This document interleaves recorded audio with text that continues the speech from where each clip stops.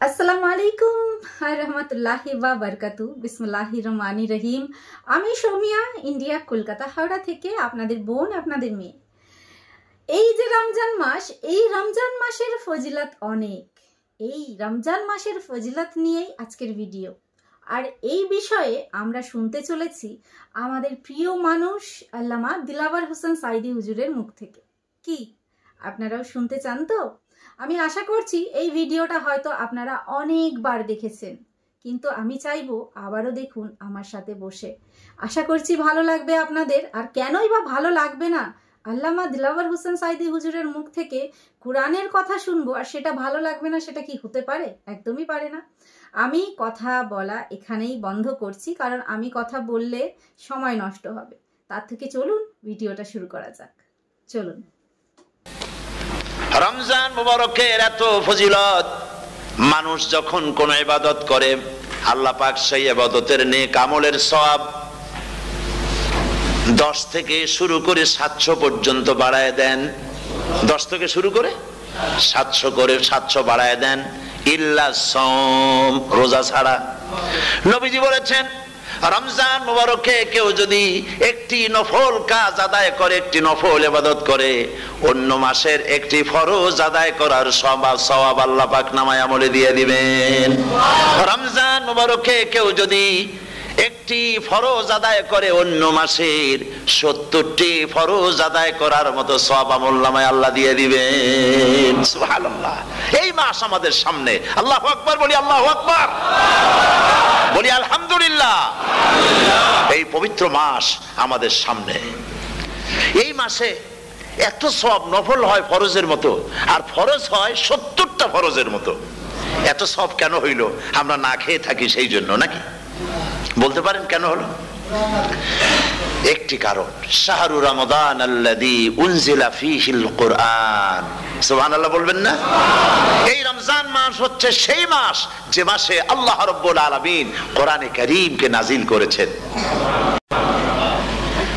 এই মাসের মধ্যে একটি রাত আছে, খায়রুম মিন আলফি শাহর, যে রাতটি 1000 মাসের চাইতে বেশি গুরুত্বপূর্ণ আল্লাহর কাছে। সুবহানাল্লাহ। একটি রাত 1000 মাসের চাইতে গুরুত্বপূর্ণ। 1000 মাস ক্যালকুলেটর দিয়ে হিসাব করলে দেখা যায় যে 1000 মাসে 83 বছর 4 মাস হয়। তাহলে তার অর্থ কি এই যে একটানা 83 বছর 4 মাস ইবাদত করলে যে সওয়াব হবে, এই রাত্রে ইবাদত করলে সেই সওয়াব হবে? হতে পারে, এরকম হতে পারে, কিন্তু ব্যাখ্যাটা কি? ব্যাখ্যাটা হচ্ছে এই, আরবিতে আলফুন শব্দ দিয়ে 1000 বোঝানো হয় না। আরবিতে যখন আলফুন বলা হয় তাহলে বোঝা যায় সংখ্যাধিক্য, বিপুল সংখ্যা, হাজার হাজার হাজার হাজার, থাউজেন্ডস এন্ড থাউজেন্ডস। এইটাকে বোঝাবার জন্য আরবিতে ব্যবহার করা হয় আলফুন, হাজার হাজার। তাহলে আল্লাহ কি বুঝাতে চাচ্ছেন? আল্লাহ রাব্বুল আলামিন তিনি আয়াত দ্বারা বুঝাতে চান, এর ব্যাখ্যা হচ্ছে এই পৃথিবীর মানবতার কল্যাণের জন্য, এই পৃথিবীর মানুষের ভালাইয়ের জন্য, মঙ্গলের জন্য হাজার হাজার মাস ধরে এই পৃথিবীর মানুষের যে কল্যাণ হয় নাই, এই রমজান মুবারকে একটা রাত আছে যেই রাতে আল্লাহ রাব্বুল আলামিন মানবতার সেই কল্যাণ করেছেন। সেই কল্যাণ কি দিয়ে করেছেন? শাহরু রমাদান আল্লাযী উনজিলা ফীহিল কোরআন, কোরআন নাজিল করে পৃথিবীর মানুষকে সেই কল্যাণ আল্লাহ দিয়েছেন। সুবহানাল্লাহ। বন্ধুগণ, কোরআন, কোরআন কি নিয়ামত আমাদের কাছে! সেই নিয়ামতকে আমরা চিনলাম না, আমরা বুঝতে পারলাম না কত বড় নিয়ামত আল্লাহ আমাদের দান করেছেন। এই কোরআন যেন আপনি শুনতে পারেন, পড়তে পারেন, বুঝতে পারেন, সেই জন্য আল্লাহ রাব্বুল আলামিন শরিয়াত কি সুন্দর ব্যবস্থা করেছে।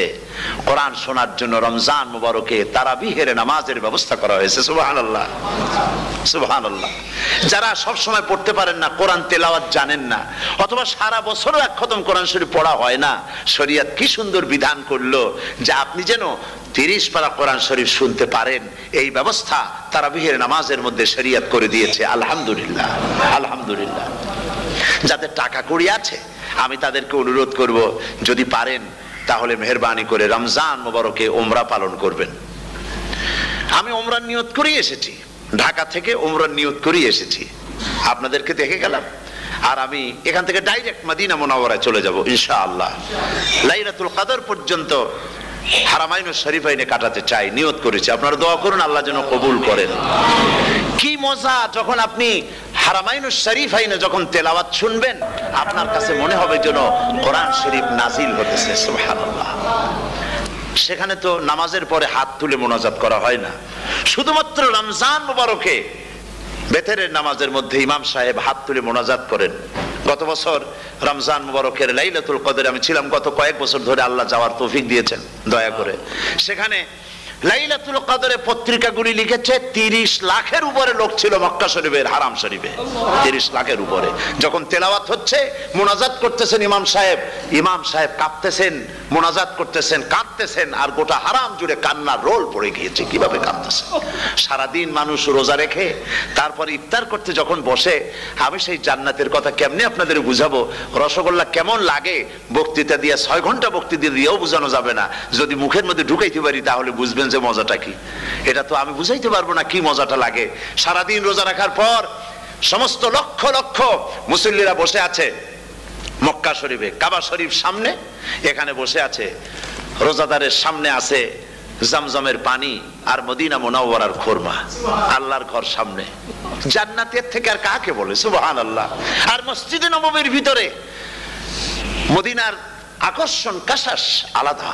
মদিনা শরীফের আপনাকে যদি পাইয়া যায় কোন আরব, কোন মাদানী, আপনারা ছাড়বি না, আদর করে পাশে বসাবে, তোমারে আমি এই জিনিস খাওয়াবো, এইটা দিয়ে ইফতার করাবো, আমার কাছ দিয়ে তুমি উঠতেই পারবে না, আপনাকে জোর করে বসায় দিবে। মসজিদে নববীতে রিয়াদুল জান্নাহ রাসূল করিম সাল্লাল্লাহু আলাইহি ওয়াসাল্লামের কবর শরীফের কাছে বসে আপনি ইফতার করতেছেন, কত বড় নসিব! সেই জন্য আমি বলি, হলিডে করার জন্য আমেরিকা, সিঙ্গাপুর, হাবিজাবি এই সমস্ত ঘুরে কোনো লাভ নাই। হলিডে করতে চান, রমজান মুবারকে চলে যান হারামাইনুশ শরীফাইন, মদিনা আল মুনাওয়ারা, মক্কা আল মুকাররমা। কপাল খুলে যাবে, জিন্দেগীর সমস্ত গুনাহ খাতা আল্লাহ পাক maaf করে দিবেন।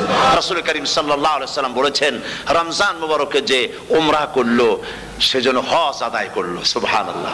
অন্য রিওয়ায়াতে এসেছে, যে ব্যক্তি রমজান মুবারকে উমরা করলো সেজন্য আমার সাথে হজ আদায় করলো। সুবহানাল্লাহ।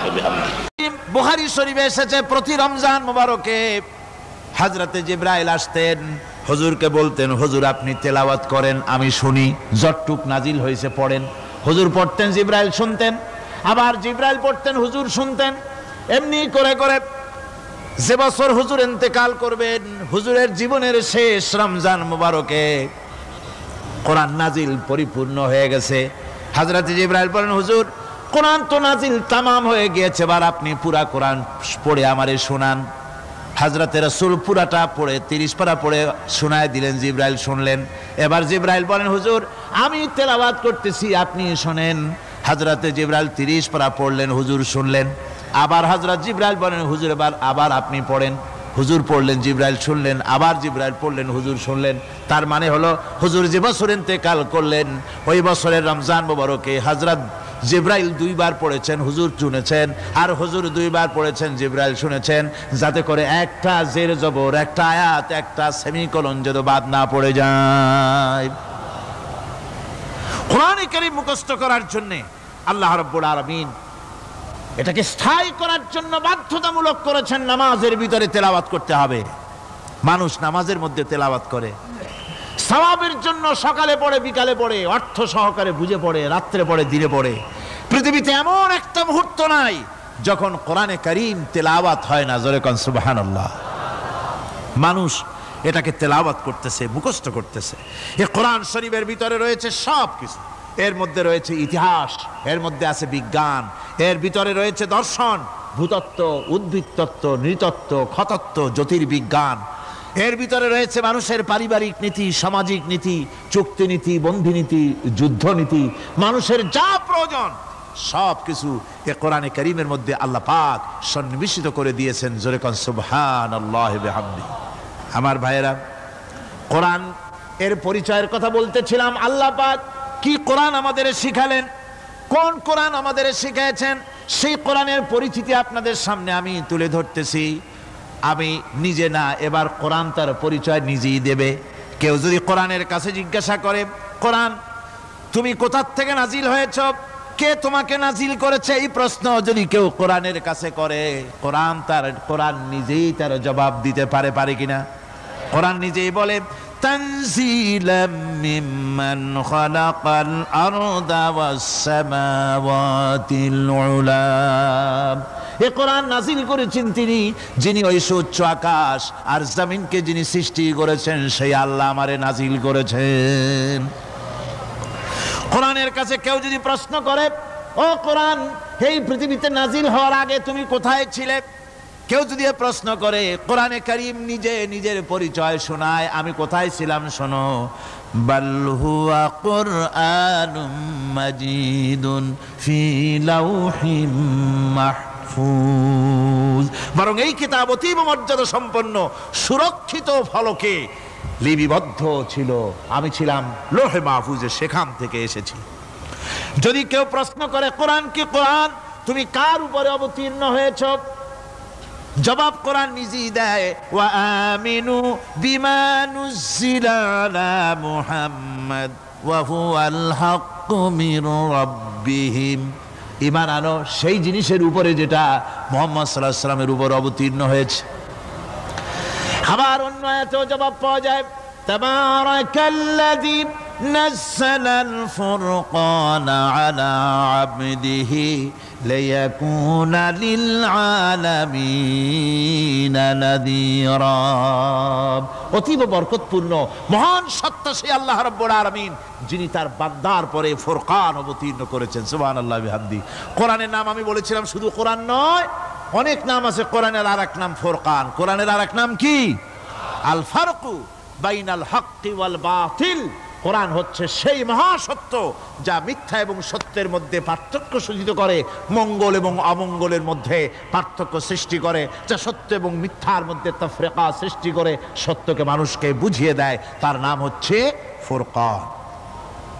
এবার যদি প্রশ্ন করা হয়, ও কোরআন, বুঝলাম তুমি লোহে মাহফুজে ছিলে, বুঝলাম তুমি নবীজির উপরে নাজিল হয়েছো, এবার বলো তুমি কোন মাসে নাজিল হয়েছো, তুমি তো আসছিলা প্রথম কোন মাসে নাজিল হয়েছো? এ প্রশ্ন যদি কেউ করে, কোরআন তার জবাবে বলবে, শাহরু রমাদানাল্লাযী উনজিলা ফীহিল কুরআন। রমজানের পবিত্র মাসে আমি অবতীর্ণ হয়েছি। সুবহানাল্লাহ। যদি প্রশ্ন করা হয়, রমজানে তো আসছো, কিন্তু প্রথম নাজিল হয়েছিল কোন সময়? ওটা কি দিন ছিল না রাত ছিল?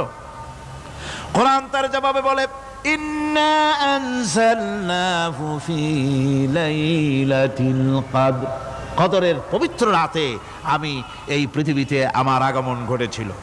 যদি প্রশ্ন করা হয়, বুঝলাম সবই, কেন নাজিল হয়েছে তুমি, এই পৃথিবীতে তোমার আসার উদ্দেশ্য কি, মূল কাজটা কি, এই প্রশ্ন যদি করা হয়, কোরআনে কারীম তার জবাবে বলে, শোনো কেন এসেছি, লিতুখরিজান নাসা মিনাজ যুলুমাতি ইলান নূর। আমার মিশন হচ্ছে গোটা বিশ্ব মানবতাকে পঞ্জীভূত জমাট বাঁধা অন্ধকারের ভেতর থেকে টেনে বের করে আলোর সন্ধান দিতে, আলোর দিকে আনার জন্য আমি কোরআন নাজিল হয়েছি। গোটা পৃথিবীর মানুষ আছে অন্ধকারের ভিতরে। কিসের মধ্যে? অন্ধকার কি? অন্ধকার হচ্ছে পুঁজিবাদ, অন্ধকার সমাজতন্ত্র, অন্ধকার ধর্ম নিরপেক্ষতাবাদ, অন্ধকার জাতীয়তাবাদ। মানুষের তৈরি করা যত মতবাদ সব কি? জোরে কোন সবগুলি কি? ربنا ظلمنا أنفسنا وإن لم تغفر لنا وترحمنا لنكونن من الخاسرين. সবাই পড়েন, ربنا ظلمنا أنفسنا وإن لم تغفر لنا وترحمنا لنكونن من الخاسرين. ربنا ظلمنا أنفسنا وإن لم تغفر لنا وترحمنا لنكونن من الخاسرين. রব্বুল আলামিন প্রচন্ড ঠান্ডাকে উপেক্ষা করে হাজার হাজার নারী পুরুষ স্টেপনি গ্রিন স্কুলে আল্লাহ তোমার কোরআন শোনার জন্য, তোমার নবীর হাদিস শোনার জন্য দীর্ঘক্ষণ বসে আছেন। এতক্ষণ আমরা যে আলোচনা করলাম, দরুদ ও সালাম পড়লাম, মেহেরবানি করে সওয়াবটুকু রাসূল করিম সাল্লাল্লাহু আলাইহি ওয়াসাল্লামের রূহ মুবারকে পৌঁছায় দাও। তামাম পৃথিবীর মাটির নিচে যত মুমিন মুমিনাত শুয়ে আছেন আল্লাহ তাদের আরওয়ার পরে সওয়াব পৌঁছায় দাও রব্বুল আলামিন। আমরা সবাই মিলে আজকে দোয়া করি আমাদের মধ্য থেকে আমাদের আব্বা জান আর আমাদের মা যাদের মারা গেছে কবরগুলিকে জান্নাতের টুকরায় পরিণত করে দাও। ও রব্বির হামহুমা কামা রাব্বায়ানি সগীরা। সবাই পড়েন রব্বির হামহুমা কামা রাব্বায়ানি সগীরা। হে আল্লাহ তাআলা, আত্মীয় স্বজন যদি বিদেশে থাকে টেলিফোনে খোঁজ খবর পাওয়া যায়, চিঠি দিয়েও 6 মাস 1 বছরে খোঁজ খবর নেওয়া যায়, কিন্তু আমাদের মা বাপ যাদের দুনিয়া থেকে বছরের পর বছর হলো বিদায় হয়ে গেছে, টেলিফোন বা চিঠিপত্রের কোনো সিস্টেম নাই, কোনো কায়দা নাই, কোন হালতে কবরে আছে জানি না। আল্লাহ তুমি দয়া করে আমাদের বাপ জান যাদের মারা গেছে আল্লাহ কবরটারে বেহেশত বানাইয়া দাও রব্বুল আলামিন। জনম দুঃখিনী মা, আমাদের মা যাদের মারা গেছে 10টা মাস পেটের মধ্যে থেকে মাকে হাঁটু দিয়ে পাও দিয়ে মাথা দিয়ে গুতা দিয়ে কষ্ট দিয়েছি, আবার মা ডেলিভারিতে নিদারুণ কষ্ট করেছেন যা মা ছাড়া কেউ বুঝবে না। এরপরে 2.5 বছর পর্যন্ত মায়ের বুকের দুধ চুষে চুষে খেয়ে মাকে বিরক্ত করেছি, পেশাব পায়খানা করে মাকে কষ্ট দিয়েছি। আল্লাহ তাআলা, আমাদের মা বাপ অনেকেরই গরিব ছিল, খাট নাই বিছানা নাই তোষক ছিল না, কোনো রকম করে আল্লাহ তাআলা বিছানায় শোয়া থাকতো, পেশাব করে ছেলে মেয়ে পেশাব করে বিছানা ভিজায় দিয়েছে, মা নিজে আঁচলটা ভিজা আঁচলের উপরে শুয়ে ছেলেকে মেয়েকে বুকের উপরে করে সারাটা রাত কাটায় দিয়েছে। এই মা যার দুনিয়া থেকে বিদায় হয়ে গিয়েছে আল্লাহ দয়া করে কবরটাকে জান্নাতের টুকরা বানাইয়া দাও। আয় আল্লাহ তাআলা, আমাদের মা বাপ যাদের মারা গেছে তাদের উপর তোমার রহমত নাজিল করো। আমাদের দাদা দাদি নানা নানি আত্মীয় স্বজন পাড়া প্রতিবেশী যারা মারা গেছে তাদের উপরে রহম করো রব্বুল আলামিন। আয় আল্লাহ তাআলা, আমরা যারা হাত তুলেছি তোমার বান্দা বান্দিরা হাত তুলেছে, তুমি আরশে আজিম থেকে একটু তাকায় দেখো, আমরা কোন রাজা বাদশার কাছে হাত তুলি নাই, আমরা কোন প্রধানমন্ত্রী প্রেসিডেন্টের কাছে হাত তুলি নাই, কোন পীর বুজুর্গের কাছে হাত তুলি নাই, আমরা হাত তুলেছি শাহানশাহ রব্বুল আলামিনের দরবারে। রব্বুল আলামিন, আমরা যতগুলি লোক হাত তুলেছি এর মধ্যে জিনাকার থাকতে পারে, মদখোর থাকতে পারে, বেনামাজি থাকতে পারে, সুদখোর থাকতে পারে, আল্লাহ কত রকমের গুনাহ করে আমরা হাত তুলেছি। আল্লাহ তুমি যদি দয়া করো আজকে আমাদের এই লোকগুলি কি তোমার বান্দা বান্দি গুলারে যদি মাফ করে দাও, আকাশের জমিনে এমন কেউ নাই যার কাছে তোমার জন্য কৈফিয়ত দেওয়া লাগে। রব্বুল আলামিন, দয়া করে আমাদের জিন্দেগির গুনাহ মাফ করে দাও। আল্লাহ তাআলা, আমার মা বোনেরা কষ্ট করে এই ঠান্ডাকে উপেক্ষা করে যারা এসেছেন আল্লাহ তুমি মা বোনদের হায়াত দারাজ করে দাও, মা বোনদেরকে পর্দায় থাকার তৌফিক দিয়ে দাও। আয় আল্লাহ, মা বোনদের এমন জীবন যাপন করার তৌফিক দাও যাতে করে কিয়ামতে হযরত আয়েশা, হযরত খাদিজা, হযরত ফাতেমার সঙ্গে হাসর নসিব হয়ে যায়। আল্লাহ, যে সমস্ত মা বোনদের বিয়ে হয়েছে বাচ্চা হয় নাই আল্লাহ তুমি তাদেরকে নিঃসন্তানীকে বাচ্চা দিয়ে দাও, যাদের মেয়ে বড় হয়েছে বিয়ে দিতে পারে না বিয়ের বন্দোবস্ত করে দাও। রব্বুল আলামিন, মা বোনদের যাদের রোগ আছে ব্যাধি আছে আল্লাহ দয়া করে সব অসুখ মাফ করে দাও। আল্লাহ, আমরা যারা হাত তুলেছি ঋণগ্রস্তদের ঋণ পরিশোধের তৌফিক দান করে দাও। আল্লাহ তাআলা, অসুখ বিসুখ যাদের আছে মাফ করে দাও, যারা নাকি হালাল ব্যবসা করে হালাল ব্যবসা বরকত দিয়ে দাও, হারাম ব্যবসা যারা করে আল্লাহ মদের ব্যবসা যে হারাম ব্যবসা তুমি মুসলমানদের মনের মধ্যে জাহান্নামের ভয় দিয়ে দাও। আল্লাহ, মদের ব্যবসার মতো জঘন্য ব্যবসা থেকে মুসলমানদের বাঁচাও আল্লাহ। আল্লাহ রব্বুল আলামিন, জিনা থেকে বাঁচাও, সুদ থেকে বাঁচাও, ঘুষ থেকে বাঁচাও। এই পবিত্র রমজান মাস আসতেছে, কাদের তুমি মাফ করবে তুমি জানো। আল্লাহ, রমজানের বরকত থেকে আমরা যেন মাহরুম না হয়ে যাই। আল্লাহ, তোমার বান্দা বান্দি আমরা যারা হাত তুলেছি এমন রোজা রাখার তৌফিক দাও যাতে তুমি খুশি হও বাবু, আমাদের কান্দার তৌফিক দাও। সেহরি ভালোভাবে সেহরি করা, তোমাকে খুশি করার জন্য ইফতার করা, তোমার খুশির জন্য রোজা রাখা, তেলাওয়াত করা, সেজদা দেওয়া, নামাজ পড়া, জিকির করা, আল্লাহ তাআলা এগুলি বেশি বেশি করে করার তৌফিক আমাদেরকে দান করে দাও রব্বুল আলামিন। এই মাহফিলের ভিতরে বহু মানুষ আছে জীবনে কাবা শরীফ চোখে দেখে নাই, জীবনে তোমার হাবিবের রওজা চোখে দেখে নাই। আজকে একটা দোয়া করি তোমার কাছে, আমার মা বোনের আর ভাই রাজারা হাত তুলেছে, আল্লাহ তুমি দয়া করে মেহেরবানি করে জীবনে অন্তত একটা বার কাবা শরীফ চোখে দেখার তৌফিক দিয়ে দিও রব্বুল আলামিন। বাংলাদেশ থেকে আমাদের হাজার হাজার লাখ লাখ মুসলমান নরনারী বিদেশে চাকরি করার জন্য, ব্যবসা করার জন্য এসেছে। আল্লাহ চাকরি করতে এসে, ব্যবসা করতে এসে যেন ঈমান নষ্ট কারো না হয়। আল্লাহ সকলের ঈমান মজবুত রাখার তৌফিক দান করে দাও। আয় আল্লাহ তোমার কাছে একটা দোয়া করি, জাহান্নামের আগুন 3000 বছর বসে উত্তপ্ত করেছো, জাহান্নামের আগুনে আমরা জ্বলতে পারবো না বাবা, জাহান্নামের আগুন আমাদের জন্য হারাম করে দাও আল্লাহ।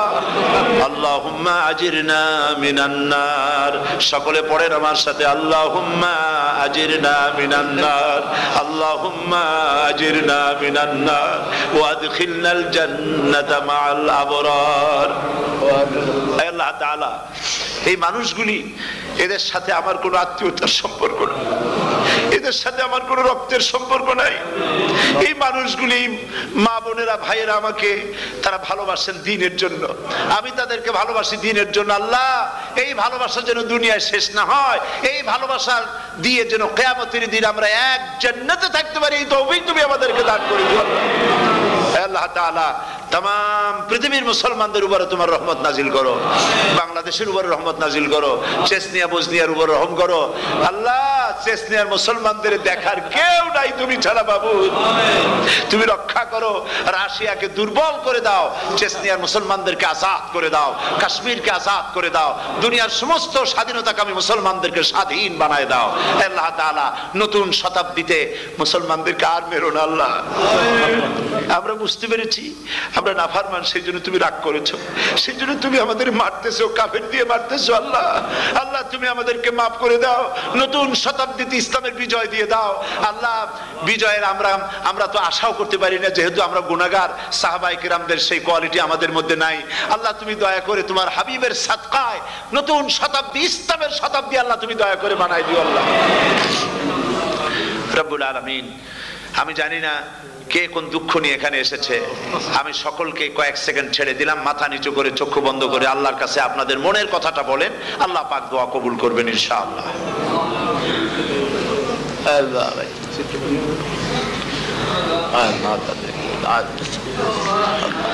আল্লাহ তাআলা তোমার বান্দারা বান্দিরা মনে মনে যে যা চাইলো আল্লাহ সকলের নেক আশা তুমি পুরা করে দাও।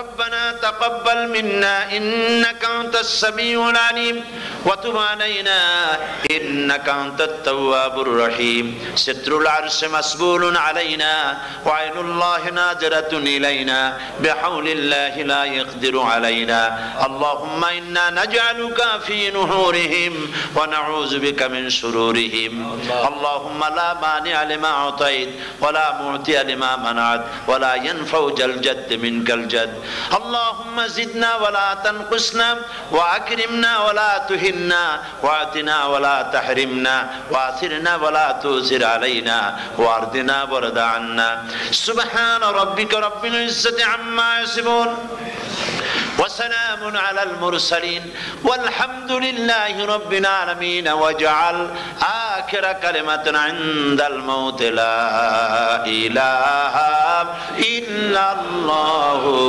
محمد رسول الله السلام عليكم ورحمة الله